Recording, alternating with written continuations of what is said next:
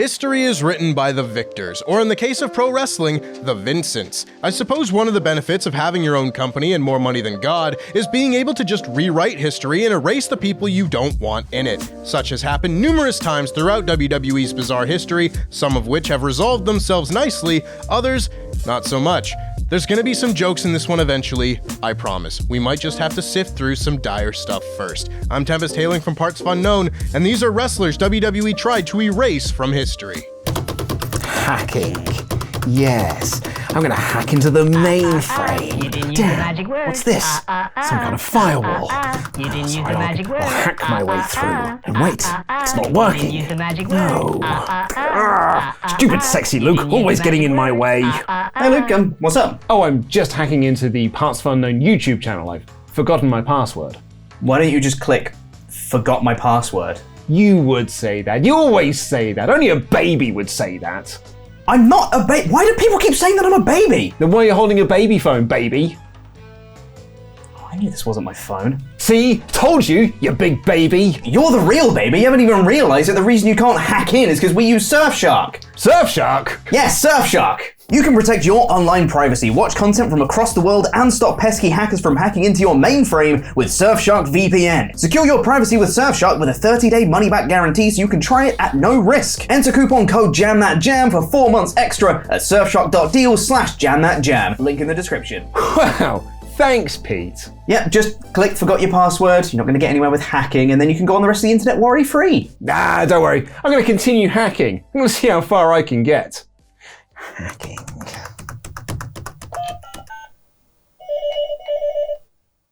We have a problem. First up, Chris Benoit. Well, we all knew it would be on here, so let's just get it out of the way first. WWE's 2007 was pretty good from an in-ring standpoint, but it is difficult to remember that fact when you have to navigate through the darkest storm imaginable to try and enjoy any of it. That dark storm, of course, is the Benoit double murder-suicide. As soon as the nature of Benoit's death became apparent, WWE quickly course-corrected, alerted everyone that there would be no further mentions of Benoit, and rightfully so. Aside from literally removing him from the lineages of titles and the such, Benoit has been scrubbed from retellings of WWE history. Before the WWE Network existed, you would often find Benoit appearances skipped in anthology DVDs, such as the main event of WrestleMania 20 on the Shawn Michaels Mr. WrestleMania DVD, and heavily edited around in the case of the inaugural Money in the Bank match in the match's own anthology. This would have people occasionally joke whenever WWE would tout the stat that the #1 spot in the Royal Rumble had as many winners as the number 30 spot, like, ooh, it's Shawn Michaels and who? But this isn't an entry to joke about, so let's just move on. Then we have Buck Zumhofe.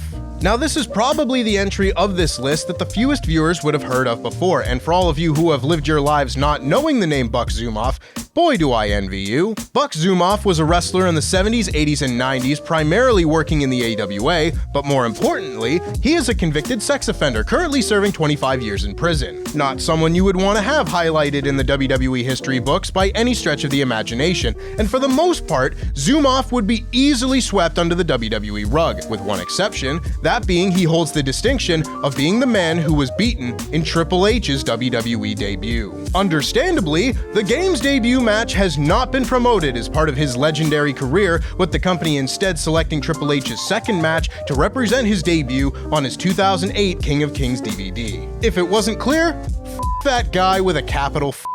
Next up, Brock Lesnar. This one actually comes in two halves, one stupid and one justified. We'll start stupid and then smarten up just as WWE did. In 2004, Brock Lesnar decided that being in a business that involved talking to people wasn't for him and left WWE following WrestleMania 20. Considering Brock's run as the next big thing lasted precisely 2 years, which wasn't long enough for him to solidify himself as just the big thing, WWE were quite displeased and sought to write him out of the history books where possible. The biggest case of this came later that year when Randy Orton won the world title and earned the distinction of being the youngest world champion in WWE history, a distinction previously held by Brock Lesnar. Now this was maybe a little childish considering they didn't have much interest in pushing Orton at the time, but Lesnar became persona non grata from that point on, making a rare reference to him during CM Punk's pipe bomb all the more newsworthy. But then we fast forward to present day, and after a return run that lasted over a decade, Brock Lesnar was implicated in the ongoing legal battle between Janelle Grant and Vince McMahon in WWE. Since January 2024, Lesnar has not been seen in WWE, has been removed from WWE 2K24, and has not been overtly mentioned since.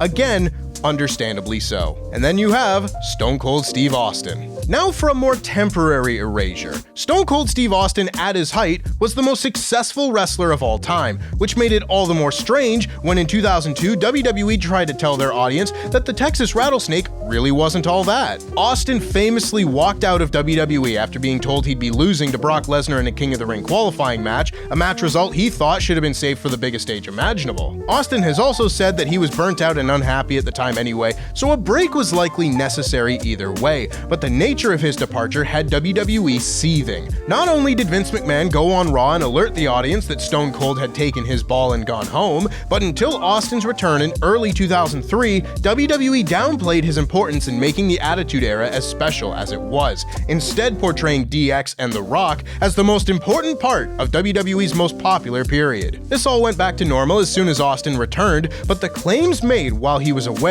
continued to stick in the minds of eagle-eyed fans as an example of the extreme pettiness of WWE. Next up, The Big Show. Now this one is a bit of a jape because this could be explained as those involved forgetting an otherwise useless detail during a time we'd all like to forget, but I'm including it on this list anyway because goddamn does it need some levity. If WWE fans can cast their minds back to a time of empty warehouse wrestling, they may remember that for some reason, WrestleMania 36 had an extra main event. Drew McIntyre wins the WWE Championship in a bittersweet moment, defeating Brock Lesnar, but then the next night, WWE reveals that actually, Drew McIntyre immediately defended his newly won title against The Big Show, and everyone said, well, that's stupid. Maybe we all have gone stir-crazy after all. Since then, people have jokingly debated whether Big Show has another Mania main event under his belt or not, but now WWE would have you to believe that he doesn't. In fact, the last it was mentioned, WWE would have you believe that this never happened at all. Last year, when Drew McIntyre and Seth Rollins found themselves on opposite sides of War Games, Michael Cole mentioned that Seth was Drew's first title challenger at Money in the Bank 2020. Now, this could be WWE trying to erase Big Show's later contributions following his move to AEW, or maybe he just forgot. And honestly, I get that. And then there's Ole Anderson. Wrestling has more than one royal kayfabe family.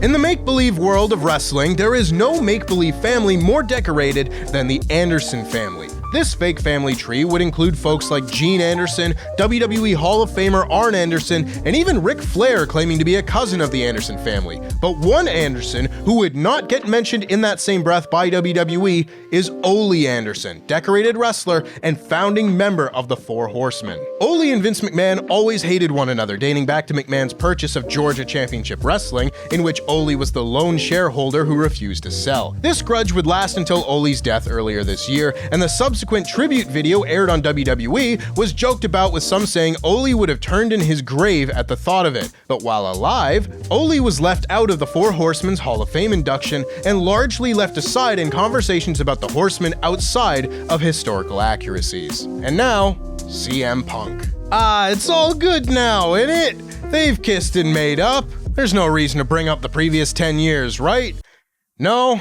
Fine. CM Punk in WWE was a match made in hell for years, and before hell could freeze over in 2023, everything was just left burning and burning and burning. Not only was Punk's exit from WWE unceremonious, which would give WWE all the reason they needed to kick their petty asses into high gear, but Punk's famous tell-all podcast with Colt Cabana was enough to burn down even the sturdiest of bridges. I mean, or so we thought. Who knew bridges could be rebuilt? From 2014 on, CM Punk was not to be mentioned in WWE, in spite of fans taking to using a CM Punk chant to voice their displeasure with whatever faff WWE was presenting at the time. But while Punk's return to WWE may have been the most shocking in history, there is still one that has fans clamoring to see it. That being AJ Lee. With the generation of Divas-era fans now reaching adulthood and finding their way to NXT, many of them, and fans in general, have been crying crying out for the WWE return of AJ Lee, something that for a time seemed just as unlikely as that of her husband, CM Punk. AJ left WWE following WrestleMania 31 in 2015, just over a year after Punk left, and while it remains unclear how much of what happened next was directly linked to the company's pettiness towards that relationship, what is clear is that by the end of 2015, WWE had managed to erase AJ Lee's record from the WWE history books. AJ had claimed the distinction of having the longest ever Divas title reign at 295 days, and when she left, WWE wasted no time giving that distinction to someone else, with Nikki Bella breaking that record that September. This was a real era of WWE erasing title records of people they didn't like, and AJ's was definitely among them. And now I guess I have to talk about Hulk Hogan. Boy, wouldn't it have been nice to keep this one erased. Hulk Hogan, if you didn't know, is one of the most successful wrestling stars of all time, sitting atop the business for decades. He is also a big old racist. In 2015, recordings of Hogan emerged of him saying some truly horrendous things, and was fired by WWE shortly afterwards, being replaced on the ongoing season of Tough Enough and going unmentioned on WWE programming going forward. But of course, this only lasted a while, and by 2018, Hogan was invited back into the fold, having learned his lesson. Turns out the lesson was to watch what you say because you never know when you're going to be recorded, as he stated to the WWE locker room upon his return, instead of, well, you know, not being a big old racist. Anyway, you can look at his recent public appearances and decide for yourself if his place in and around WWE is warranted, but a big old double bird from me to you, Hogan. Let's end with something a little less dire. Number 1 on this list, Roman Reigns. It is unfathomable to believe these days that at one point in time, WWE made a concerted effort to not speak of or show any footage involving Roman Reigns. Now WWE's true golden goose and top guy, the start of this current run began with Roman's SummerSlam return in 2020, a return that quickly led to the start of his 4-year Universal Championship reign. Before that, for some strange reason, WWE made no mention of Roman Reigns during the warehouse era of the pandemic, even going so far as to edit him out of highlights such as Seth Rollins' Heist of the Century title win. This one is probably the most bizarre on this list, as Roman's absence came as a result of this global pandemic we were all dealing with. Sure, Roman missed WrestleMania 36 in his scheduled match with Goldberg, but after that, it just seemed as if WWE wanted everyone to forget that Roman existed. Maybe this was done as a way to make fans not expect his eventual return, or, again, maybe they all just lost their minds in the pandemic. It wouldn't surprise me. Remember Raw Underground? Yeah, I try not to either. And that's our list. If you like our Survival Series show here on PFK, we do a movie version over on Cutscene. You can check out a clip from the latest episode right now. I need you to name me every single Stephen King adaptation. There's so many of them. Oh, don't panic. Yes, okay, right, okay.